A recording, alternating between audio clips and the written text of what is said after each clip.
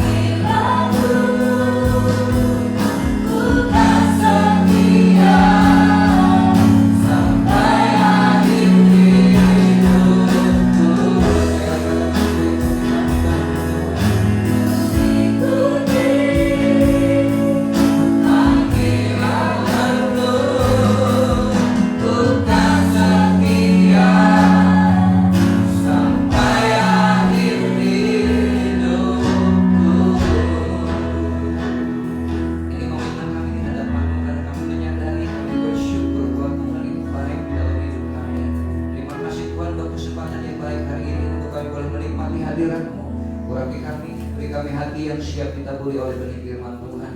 Kami juga hamba-Mu Tuhan. Terima kasih Yesus. Terimalah pujian kami, ucapan syukur kami ini menjadi persembahan yang indah di hadapan-Mu. Dalam nama Yesus kami bersyukur, kami sudah berdoa dan kami siap menikmati firman Tuhan. Haleluya. Amin. Puji Tuhan. Shalom. Shalom. Baik, saudara kasih dalam Tuhan, mari kita baca bersama-sama firman Tuhan hari ini untuk menggenapi kerinduan Tuhan bahwa kita akan menikmati New Name di tahun 2021 ini. Kita akan bersama-sama belajar dengan tema menikmati firman Tuhan. Kita belajar firman dan kita akan membaca ayatnya 2, 3. Hai anakku, imanmu telah menyelamatkan engkau. Pergilah dengan selamat dan sembuhlah dari penyakitmu. Saudara, mari kita akan nyanyikan satu pujian terlebih dahulu. Yesus yang termanis buat jiwaku. Biar ini menjadi satu komitmen kita di hadapan Tuhan pada sore hari ini.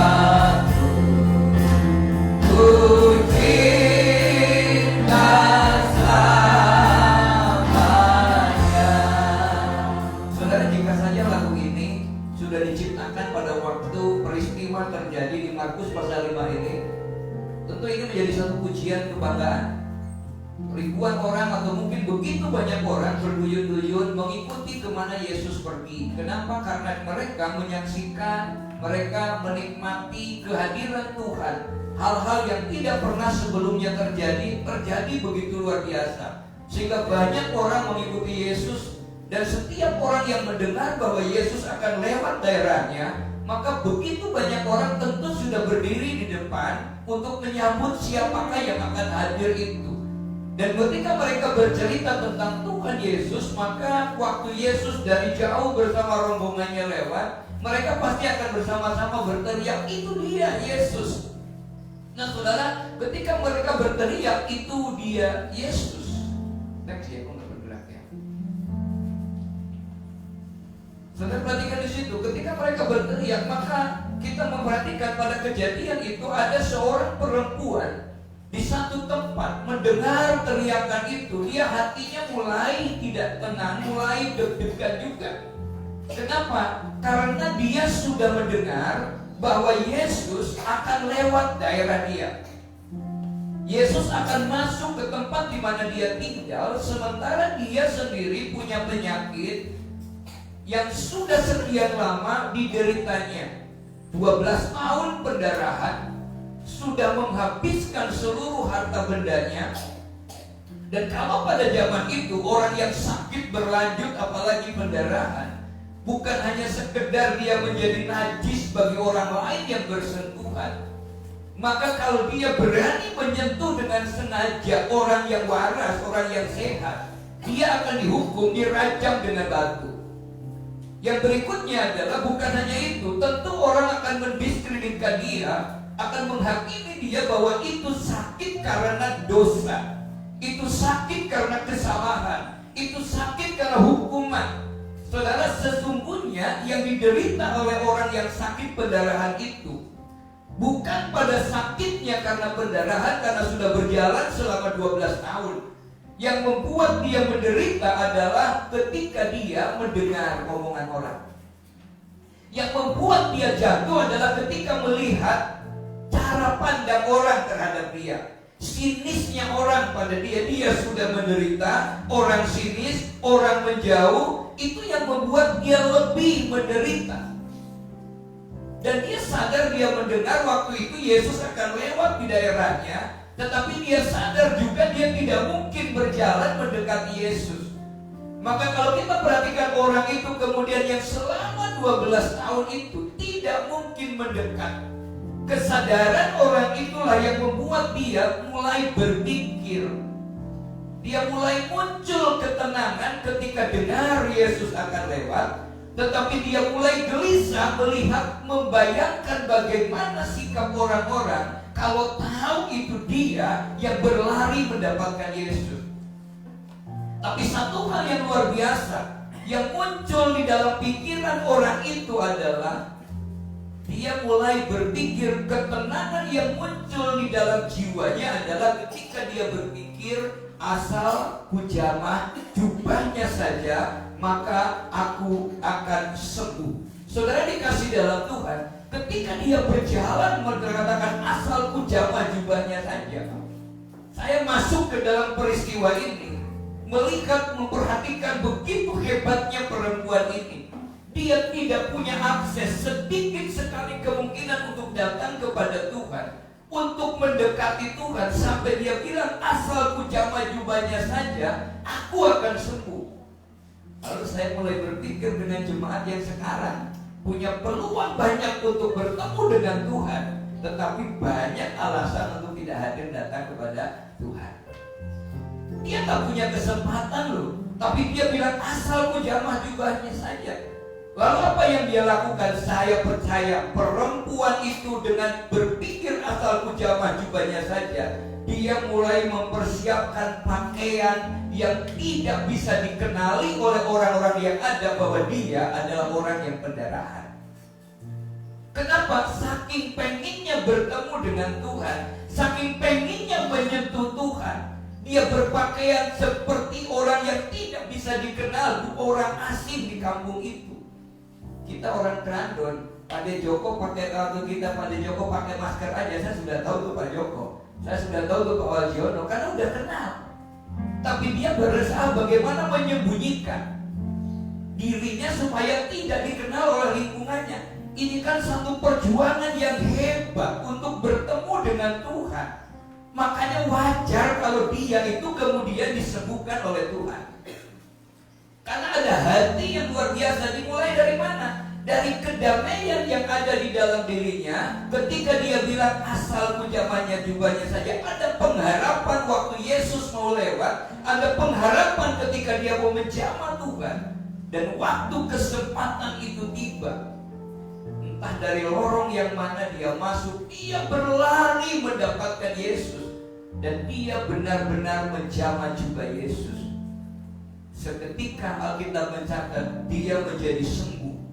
Tapi pada waktu itulah semua mengalami keheningan yang luar biasa. Kenapa? Tiba-tiba Yesus berhenti berjalan. Dia melihat sekelilingnya, lalu dia bertanya kepada murid-muridnya, siapakah yang menjamah aku? Murid-muridnya bilang, Guru, begitu banyak orang. Begitu banyak orang yang berdesak-desakan, tentu banyak orang yang menyentuh jubah Yesus. Tapi perhatikan, dari sekian banyak orang yang menyentuh jubah Yesus, Alkitab bilang Yesus berkata, tapi ada yang menyentuh jubahku. Kenapa? Karena ada kuasa yang keluar dari tubuhku. Perhatikan, begitu banyak orang yang menyentuh Yesus, tapi ada satu orang yang sentuhannya mengeluarkan kuasa yang besar dari Tuhan Yesus.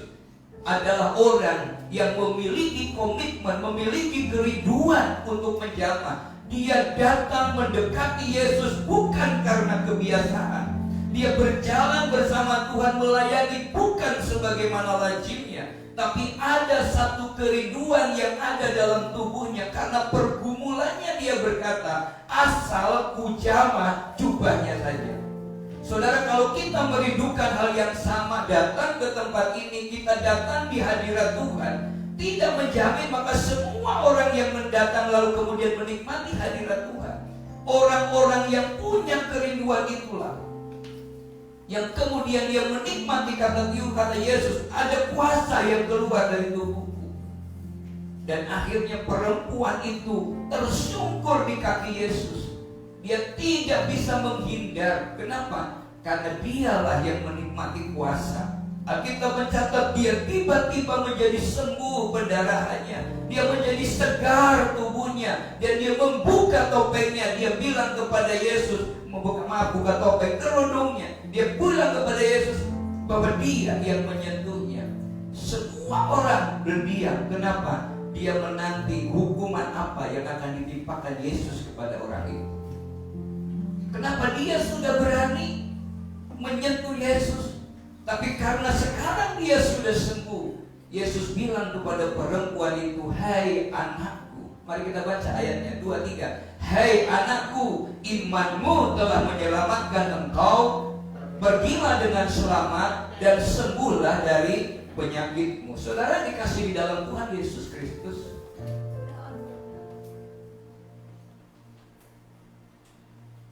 Nah, yang pertama kita mau belajar dari ayat ini. Kalau kita belajar pergilah dengan selamat, berarti kita belajar beberapa hal ini. Yang pertama, kita harus pergi ke dalam damai sejahtera itu. Saudara perhatikan di sini ada kalimat yang menyebutkan pergilah dengan selamat.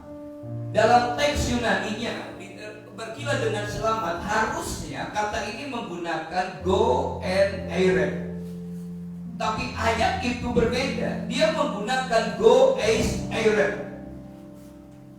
Ternyata bukan pergi untuk selamat tinggal, ayat itu menyebutkan. Pergilah dengan selamat di situ mengartikan bahwa pergilah ke dalam atau pergilah ke dalam damai sejahtera. Kalimat itu menyebutkan pergilah dengan selamat dan sembuhlah engkau. Maka katakan itu go eis eire. Artinya pergilah ke dalam damai sejahtera. Perhatikan, untuk menikmati mujizat, untuk menikmati pertolongan Tuhan, untuk bisa menikmati New Name tahun 2021 ini, yang harus kita lakukan melewati tahun ini, menikmati tahun ini adalah go eis eire. Masuk ke dalam damai sejahtera. Kenapa? Karena banyak orang tidak bisa menikmati damai itu, tidak bisa menikmati masuk ke dalam damai itu. Padahal Tuhan bilang hal kerajaan Allah bukan soal makanan dan minuman, tetapi soal damai sejahtera. Kita belajar kata firman Tuhan, carilah kerajaan Allah dan kebenarannya, maka semua akan ditambahkan. Apa sih kerajaan Allah? Yang bisa kita rasakan ketika kita masuk ke dalam kerajaan Allah adalah damai sejahtera. Saudara, banyak orang gak masuk. Sebagaimana kalau kita masuk ke ruang yang ber-AC, maka di pintu itu ada blower ya. Kalau kita duduk berdiri di situ, yang terasa panas apa dingin? Enggak dong, panas itu kebutuhan di situ itu. Tapi begitu masuk selangkah, kita akan menikmati dingin. Dinginnya itu kalau sudah masuk. Banyak orang ingin masuk tapi menghadapi panas itu gak jadi masuk, sehingga dia tidak masuk ke dalam damai. Saudara perhatikan, ini bukan salam perpisahan. Ini bukan salam supaya dia ayo pergi, tidak. Go eis eire itu. Mungkin kita sama seperti wanita itu, yang sekian lama mengalami pergumulan dalam kondisi terpuruk. Bahkan yang lebih menyakitkan itu adalah omongan orang terhadap kita. Makanya saya pernah nulis status kan, beli bakso pedas apa enggak? Emang bedanya apa pedas sama tidak? Itu kan yang paling pedas adalah suara tetangga. Pedasnya suara bakso lebih pedas suara orang. Sudah perhatikan, Alkitab bilang di sini bahwa terpuruk lahir dan batin. Dia sudah terpuruk karena sakitnya, dia sudah terpuruk karena ekonominya habis. Sekarang dia terpuruk lagi karena omongan orang. Tetapi apa yang dikatakan Tuhan kepada wanita itu? Mari kita belajar sebagaimana perempuan itu kemudian melakukan yang masuk ke dalam hadirat Tuhan dan sembuh. kita juga belajar untuk mengimplementasikan apa yang wanita itu lakukan. Saudara yang dikasih dalam Tuhan, ketika kita belajar dari iman ini, saudara. Nah, apabila kita menjamah Tuhan dengan iman dan mengizinkannya melakukan mujizat di dalam situasi yang sedang kita hadapi, sebagaimana perempuan itu, maka Tuhan akan mengajak kita keluar. Perhatikan, keluar lalu kemudian masuk. Keluar dari mana? Keluar dari posisi yang sedang berkubang di dalam keterpurukan. Keluar dari posisi di mana kita tidak bisa berkata apa-apa. Keluar dari kubangan rantai enak yang melingkar hidup kita. Enak itu raksasa yang melingkar hidup kita, yang membuat kita tidak nyaman, yang membuat kita takut, yang membuat kita khawatir, yang membuat kita gelisah, lalu masuk ke dalam damai sejahtera. Dia belum sembuh ketika dia sudah damai. Kenapa dia damai? Karena ada Yesus. Maka ketika dia damai, pikirannya menjadi jernih. Dia mulai berpikir bagaimana cara sampai kepada Tuhan. Tidak ada keluhan di situ. Alkitab tidak mencatat bahwa dia mengeluh karena tidak punya apa-apa. Alkitab tidak mencatat bahwa dia mengeluh karena semuanya habis. Justru ada damai ketika dia bilang, asal ku jamah jubahnya saja. Kenapa berbeda damai sejahtera dengan damai yang diberikan oleh Tuhan, damai sejahtera yang ditawarkan oleh dunia? Karena jelas kata firman Tuhan, damai sejahtera ku tinggalkan bagimu, damai sejahtera ku berikan kepadamu, dan apa yang kuberikan tidak seperti yang diberikan oleh dunia kepadamu. Janganlah gelisah hatimu. Yesus bilang di sini damai sejahteranya berbeda. Nah, damai sejahtera yang diberikan Tuhan itu berbeda. Tuhan memberikan damai sejahtera yang berbeda. Dunia itu memberikan damai sejahtera dengan versinya sendiri. Aku ingin ini, lalu kita pusat hidupnya tertuju kepada yang dia tuju itu. Dia belum merasa damai kalau belum mendapatkan. Tetapi kalau sudah mendapatkan, apakah langsung damai? Dia pengen lagi yang lebih lagi. Setelah mendapatkan yang dia inginkan, apakah damai? Belum juga. Kenapa? Dia masih pengen lagi. Saya pernah menyampaikan ilustrasi kan, ketika tetangganya beri kulkas yang kecil saja, kita sudah deg-degan nyaman. Aku juga pengen. Kita nabung beli kulkas layar 1 pintu. Ternyata tetangganya sudah beli yang 2 pintu. Lalu dia mulai berpikir, besok saya mau beli kulkas yang pintu semua. Gak akan pernah damai. Nah, saudara perhatikan berapa banyak, karena dunia menawarkan itu terus damainya. Kita sudah beli baju ini damai, masih pengen lagi. Kita beli TV damai. Wah, saya dulu punya TV kecil aja saya senang Tuhan. Tuhan kasih TV yang kecil. Sudah TV yang kecil, lihat tetangganya gede, aku juga pengen kayak gitu Tuhan. Mulai nabung, pengen TV yang lebih gede lagi. Udah dapat, tetangganya beli, gak akan pernah damai. Selalu ada yang baru. Nah, dunia menawarkan itu damainya. Hal-hal yang materi, berbagai cara untuk mendapatkan damai. Ada yang mungkin jalan-jalan damainya, ya kan? Sampai yang bersifat materi yang kemudian kita merasa bahwa kalau belum mendapatkannya, kita belum damai. Dan itu yang ditawarkan oleh dunia. Tapi yang ditawarkan oleh Yesus, berarti kan itu hanya damai sementara yang ditawarkan dunia. Yang ditawarkan oleh Tuhan adalah damai sejahtera yang tidak tergantung kepada apa yang ada di sekeliling kita. Perempuan itu masih mengalami pendarahan. Perempuan itu masih belum punya apa-apa. Perempuan itu masih belum punya saudara, teman yang mau mendekati dia. Tetapi dia sudah punya damai. Kenapa? Karena ada Yesus. Maka kata Tuhan di sini disebutkan bahwa damai sejahtera yang diberikan oleh Tuhan berbeda. Kenapa? Karena damai sejahtera yang diberikan oleh Tuhan adalah yang dikerjakan oleh Roh Kudus, yang bukan melingkupi hal-hal yang materi. Firman Tuhan menyebutkan damai sejahtera adalah damai sejahtera yang mendalam dan tetap. Damai sejahtera yang melampaui segala akal. Sebab firman Tuhan berkata, Roh Kudus akan memberikan damai sejahtera yang memenuhi hati dan pikiran kita. Itu perbedaannya. Kenapa orang percaya kondisi menghadapi seperti ini? Kita tetap yakin Karena kita damai, kita punya Tuhan. Dan itu yang harus kita lakukan. Bagaimana menurut Tuhan dalam kondisi seperti ini? Tuhan mengajarkan bahwa ketika kita berada di dalam kewalahan, saya menyebutnya kewalahan, gak tahu bahasa apa yang cocok. Kewalahan itu kan kita sudah gak mampu menanggung lagi apa yang menjadi beban sebenarnya. Nah kalau kita sudah gak mampu lagi menanggung apa yang menjadi beban, kata firman Tuhan, kita punya penolong, punya sang penghibur.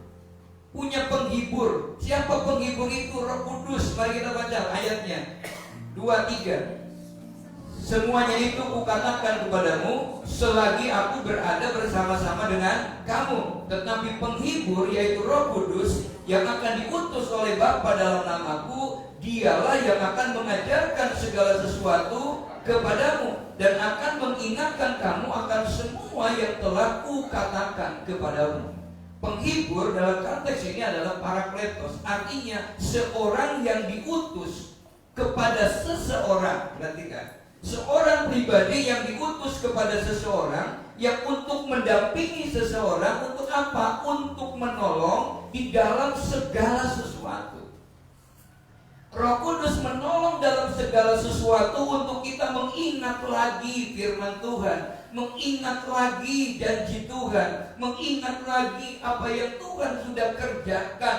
Roh Kudus yang akan menuntun kita di dalam segala sesuatu yang membuat kita memiliki damai sejahtera.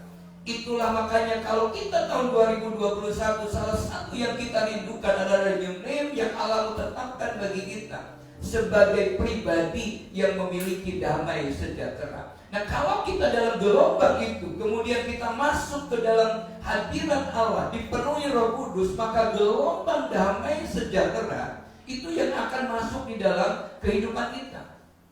Kita coba membaca dulu Yesaya 55 ayat 2 dan ayat yang ketiga. Yesaya 55 ayat 2 dan ayat yang ketiga.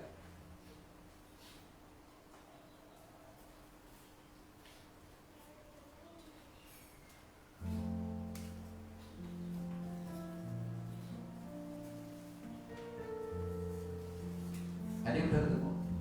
Sebelumnya yang buat kita lebih cepat biasanya. Oke, Yesaya 55 ayat 2 dan 3.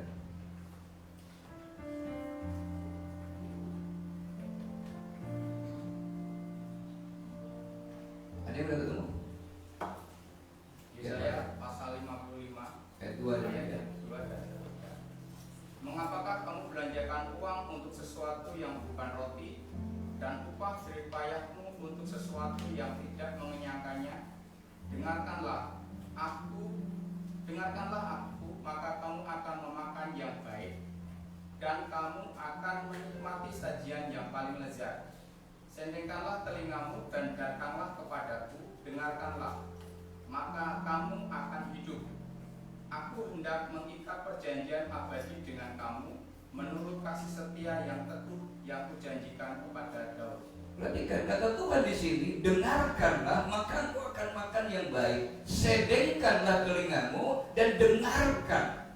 Perhatikan di situ, ketika kita menyendengkan, ketika kita mendengarkan, syarat untuk bisa masuk ke dalam gelombang damai sejahtera, kita dipenuhi oleh Roh Kudus. Tapi kalau kita tidak mau membuka telinga terhadap kebenaran firman Tuhan, kita tidak akan menerimanya. Saat kita mendengarkan firman Tuhan, baik itu melalui pembacaan.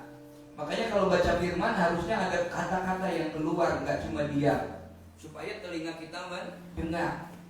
Ketika kita membaca firman Tuhan, baik itu melalui pengajaran firman, berdoa, merenungkan firman, dan yang dikhotbahkan dengan karya Tuhan, melalui karya Tuhan, sudah perhatikan, Yesus akan menyelesaikannya. Kata Tuhan di situ, ayo balik lagi. Kata Tuhan di situ dalam ayat 12 dia berkata, kamu akan berangkat dengan sukacita dan akan dihantarkan dengan damai. Berapa banyak orang sebelum berangkat itu tidak damai, sebelum berangkat itu tidak menikmati damai, di jalan juga gak menikmati damai, kemerungsung.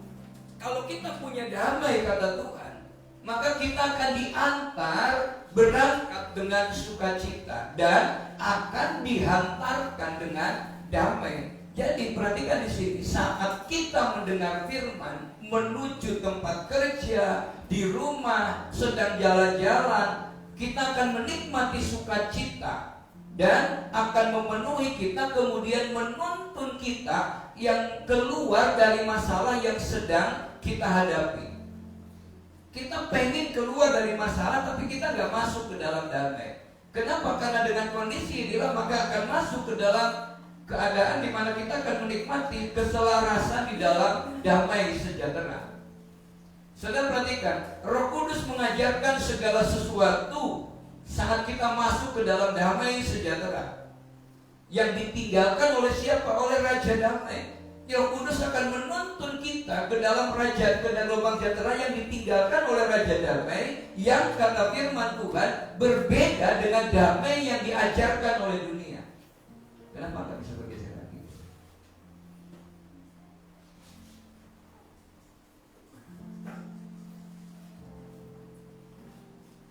Cara untuk masuk ke dalam damai sejahtera adalah dengan cara apa?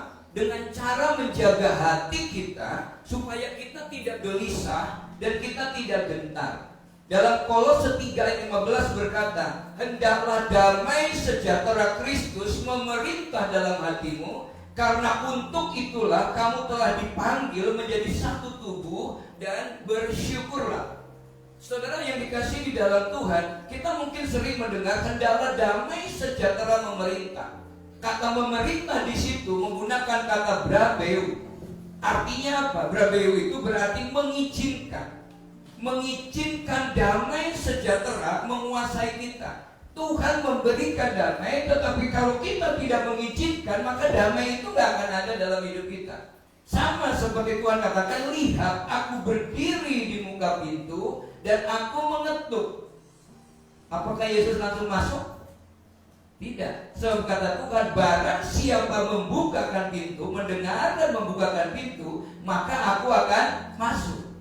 Sama kata Tuhan, Roh Kudus akan memberikan damai sejahtera yang melampaui segala akal, dan itu akan memerintah. Memerintah itu artinya dari kata brabeu, artinya mengizinkan. Yang mengizinkan siapa? Kita. Roh Kudus akan menuntun kita kepada Raja Damai. Tapi kalau kita tidak mengizinkan Roh Kudus itu masuk dan memberikan damai sejahtera, maka Roh Kudus itu tidak akan pernah memerintah dan memberikan damai sejahtera dalam hidup kita.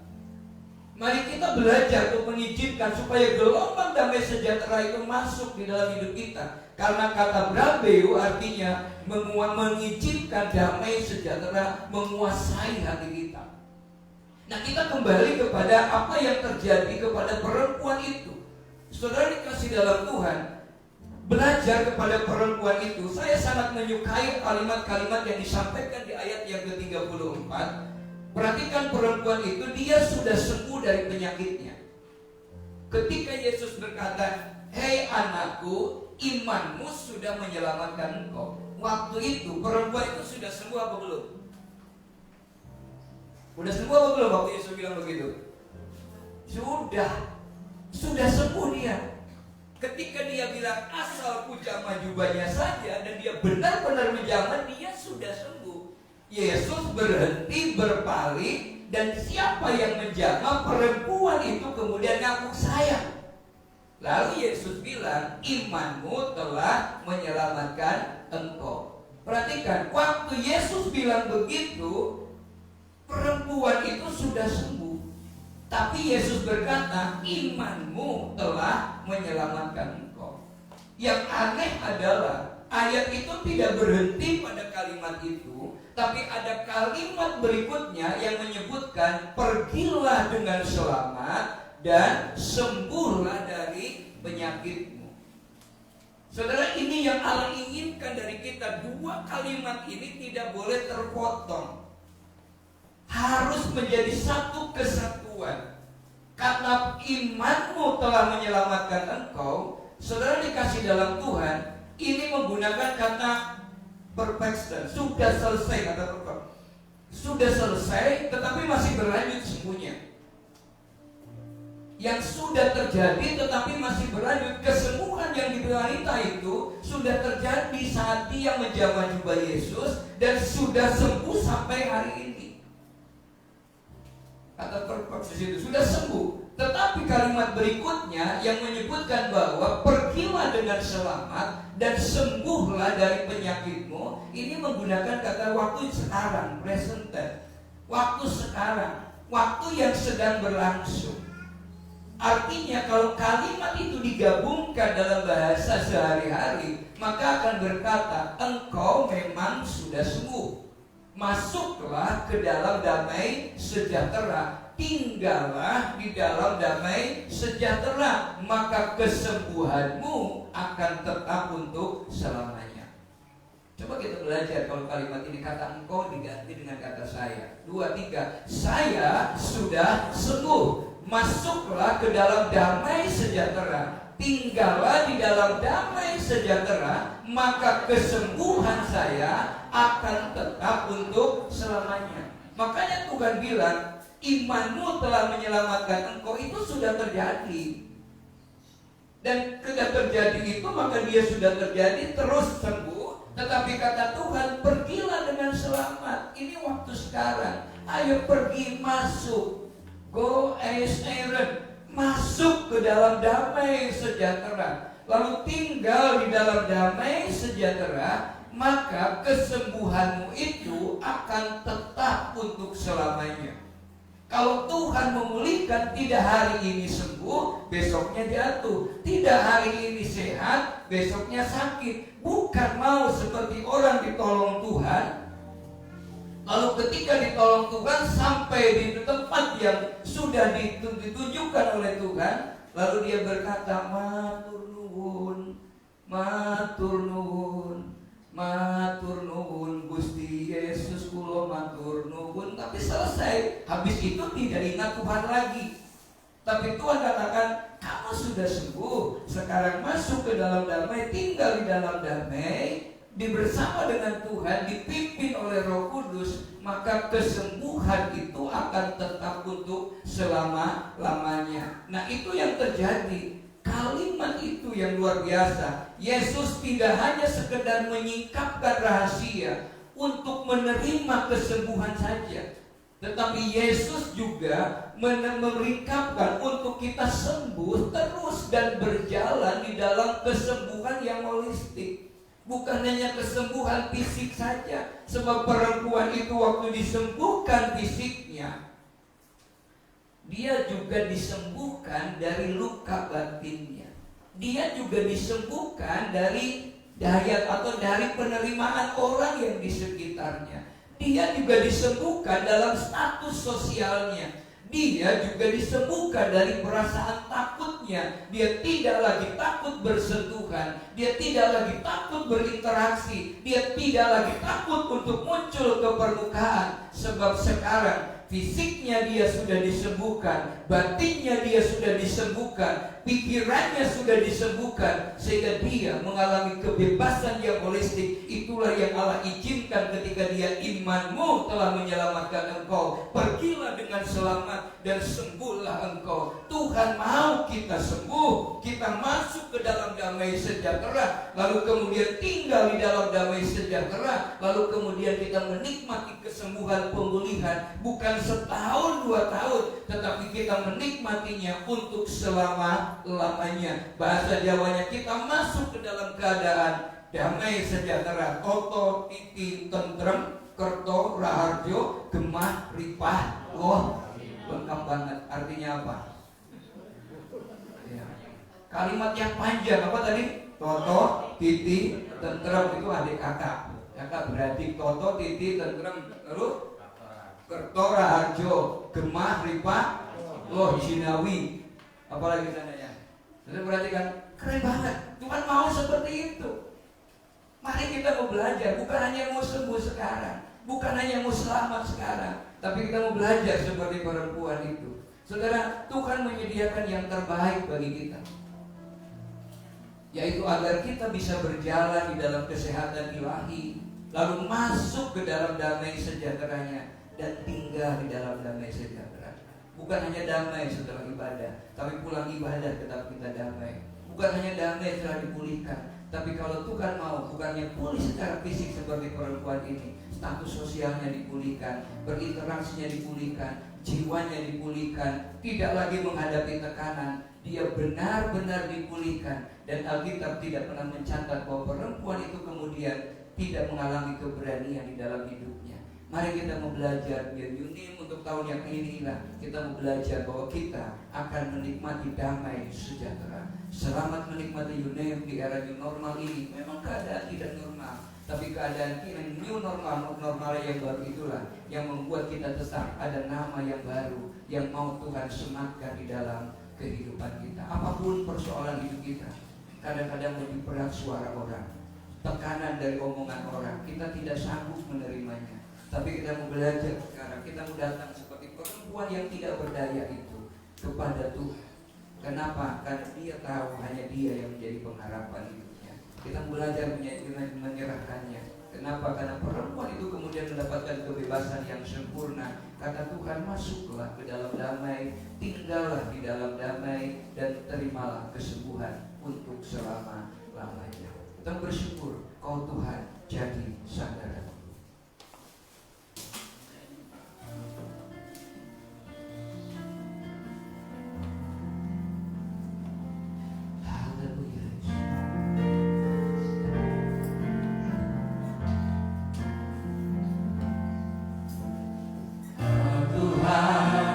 Yeah.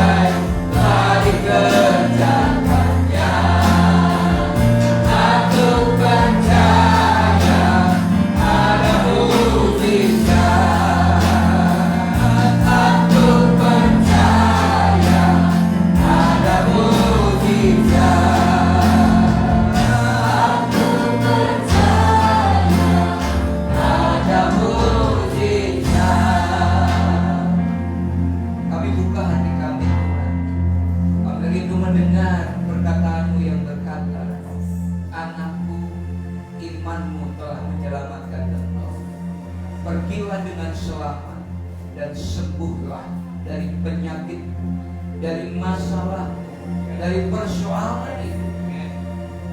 Kami rindu Kau berkata, Engkau telah dipulihkan anak.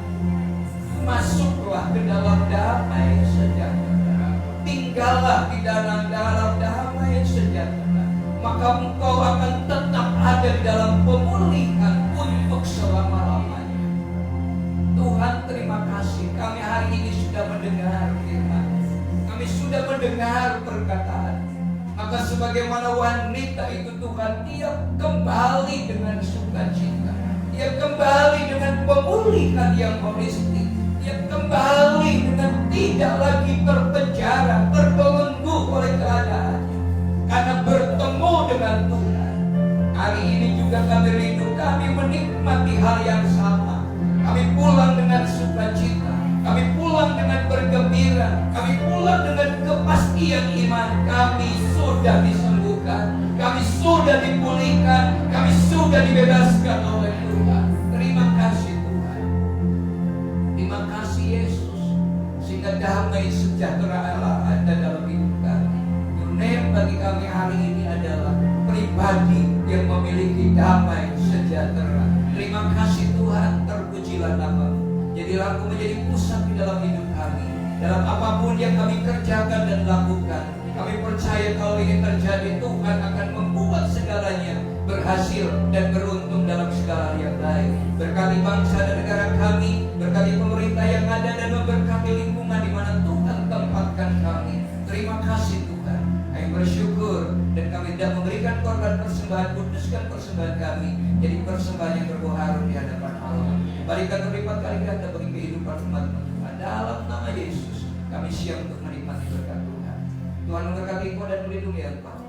Tuhan menyinari Engkau dengan wajahnya dan memberi Engkau kasih karunia. Tuhan menghadapkan wajahnya kepadamu dan memberi Engkau damai sejahtera mulai sore ini sampai Maranatha. Tuhan Yesus datang yang kedua kali. Yang percaya diberkati Tuhan, sama-sama katakan amin. Berkati kita beri Tuhan persembahan.